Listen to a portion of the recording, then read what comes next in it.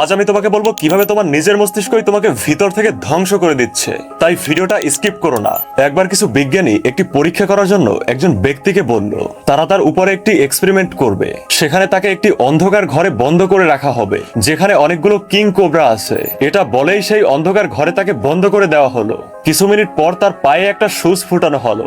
তারপর কিছু সময় পর যখন দরজা খোলা হয়, দেখা যায় লোকটি মারা গেছে। বিজ্ঞানীরা আরো অবাক হন যখন রিপোর্টে দেখা যায় তার রক্তে সাপের বিষ পাওয়া গেছে। যদিও তাকে কোনো সাপ কামড়ায়নি, তাকে শুধু একটি সাধারণ সূচি ফোটানো হয়েছিল। তার মানে হলো তার মস্তিষ্ক শুধু ভাবনার জোরেই শরীরে এমন প্রতিক্রিয়া তৈরি করেছে যেন সত্যি সাপের বিষ ঢুকেছে। ব্রুসলি একবার একটি সাক্ষাৎকারে বলেছিলেন, আমাদের কখনোই নিজেদের ব্যাপারে নেগেটিভ ভাবা উচিত নয়, কারণ আমাদের মস্তিষ্ক শুধু চিন্তা করলেই ধীরে ধীরে সেটাকে সত্যি বলে বিশ্বাস করতে শুরু করে।